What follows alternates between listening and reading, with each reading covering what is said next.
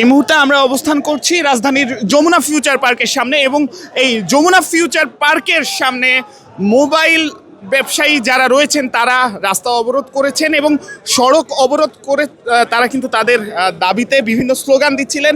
আমরা সেই স্লোগানগুলো একটু জানার চেষ্টা করব, তবে তার আগে একটু তাদের কথাগুলো আমরা একটু শোনার চেষ্টা করব।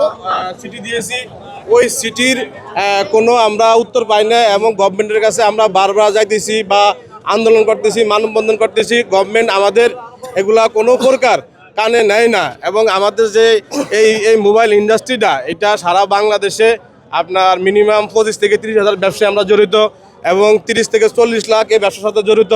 গভর্নমেন্ট যে এনইআরই সিস্টেমটা করতেছে এটা খুবই একটা বাজে সিস্টেম।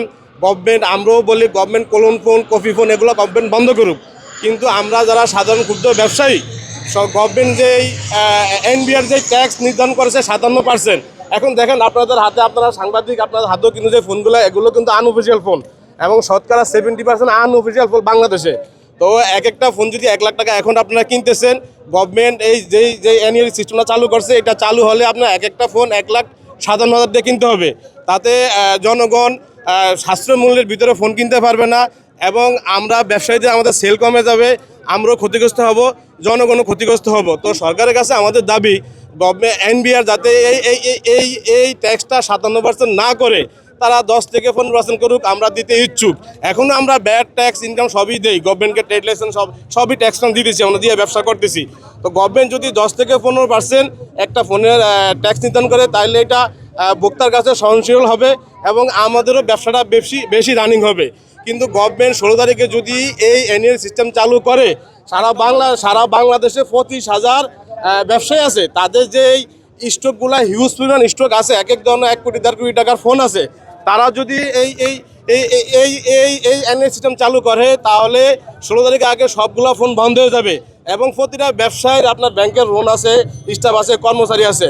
আমরা গভর্নমেন্টের কাছে দাবি গভর্নমেন্ট এটাকে আরও সহজীকরণ, এনইআর সিস্টেমটা আরও সহজীকরণ করে দেখ এবং আমাদের ব্যবসার সাথে বৈশা আমাদের 16 ডিসেম্বর না করে এটা আরও 6 মাস সময় নিয়ে এটা করুক, তাতে আমরা ব্যবসায়ীরা যে স্টকগুলো আছে এগুলো আমরা মানে সেল করে স্টকটা কমে ফেলতে পারবো, তাতে আমরা ক্ষতিগ্রস্ত হবে না।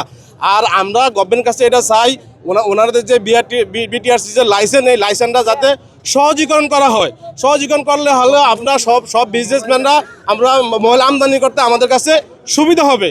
এবং একটু প্রশ্ন রাখি, আমি যতদূর জানি আপনাদের ব্যবসায়ী রাজস্বের বা সুদের একটি পরিমাপ বেড়েছে, এটি একটু বিস্তারিত বলবেন? আপনারা এই কারণে কেমন ক্ষতি? সুদের কি ব্যাংক লোনের সুদের হার বলতেছেন? হ্যাঁ, গভর্নমেন্ট তো আমরা জানি আমাদের যে লোন আছে, লোন গভর্নমেন্ট আমার কাছ থেকে 17% লোন নেয়।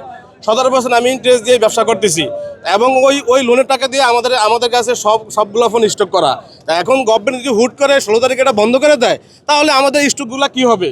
আমরা তো চাই সরকারকে ট্যাক্স ব্যাট সব কিছু দিতে এবং আমরা এটাও চাই বিটিআরসি যে লাইসেন্স দেওয়া এটা আরও সহজীকরণ করা হোক, যাতে আমরা উন্নত লাইসেন্স দেওয়া হোক, যাতে আমরা সবাই মিলে লাইসেন্স করে মাল ইম্পোর্ট করতে পারি। এবং এনবিআর কেন 57% ট্যাক্স নিবে?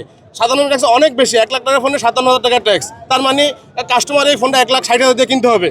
তো আমরা চাচ্ছি সরকার 10 থেকে 15% ট্যাক্স নিক। দেখুন আমাদের দেশে আনঅফিসিয়াল কোম্পানিগুলো তারা কিন্তু 5% থেকে 10% বেশি ট্যাক্স দেয় না, কিন্তু তারাও বলে যে আমরা অনেক টাকা ট্যাক্স দেয় না। ঠিক আছে, তো আমরা আনঅফিসিয়াল ফোনের ক্ষেত্রে যদি 10 থেকে 15% ট্যাক্স হয় তাহলে আমাদের কাছে আমাদের জন্য কেন 57% ট্যাক্স? এটা তো একটা বৈষম্য। তো আমরা এখান থেকে বলতে চাই আজকে আমরা কিছুক্ষণের ভিতরেই আমরা এই আন্দোলন প্রত্যাহার করব। আমাদের 3 বারের প্রধানমন্ত্রী উনি এবারকারে অসুস্থ, তো এই রাস্তাটা খুবই ক্রিটিক্যাল, এখানে অনেক ভিআইপি পার্সন আসা যাওয়া করতে পারতেছে না, ওনার দিকে তাকে আমরা এই কর্মসূচি কিছুক্ষণ পরে প্রস্তাব করব এবং আমরা মিডিয়ার মাধ্যমে জানা দেবো ভবিষ্যতে আমরা আমাদের সারা বাংলাদেশের মোবাইল বিজনেসম্যান মিলে আমরা একটা চূড়ান্ত আন্দোলনে যাব। এই বলে আমরা আরো কঠোর হবে এবং এই বলে আমরা সবাই, যেমনটি আপনারা শুনছিলেন এই মুহূর্তে মোবাইল ব্যবসায়ীদের যে কারণে তারা আসলে এই সড়ক অবরোধ করেছে সেই বিষয়টি আপনাদেরকে জানিয়ে রাখছিলাম।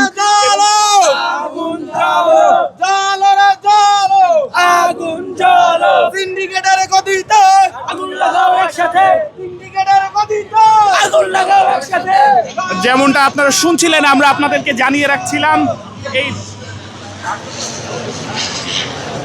প্রগতি সরণি অর্থাৎ কুড়িল বিশ্ব রোড থেকে রামপুরা যাওয়ার যে রাস্তাটি, সেই রাস্তাটির দুই পাশই অবরুদ্ধ এবং আমরা দেখছি বেশ কিছু সময় পূর্ব থেকেই কিন্তু এই রাস্তাটি অবরুদ্ধ এবং যমুনা ফিউচার পার্কের সামনে যারা মোবাইল ব্যবসায়ীরা রয়েছেন, তাদের যে সংগঠন মোবাইল বিজনেস কমিউনিটি বাংলাদেশ, এবং তারা কিন্তু এই রাস্তাটি অবরোধ করে রেখেছেন। এটি আপনাদেরকে জানানোর চেষ্টা করছিলাম। এতক্ষণ আপনাদের সাথে আমি আসবারাত ছিলাম। পরবর্তীতে আবারও যুক্ত হব অন্য কোনো ঘটনা কিংবা সংবাদ নিয়ে। ততক্ষণ পর্যন্ত বাংলানিউজ24.com এর সাথেই থাকুন।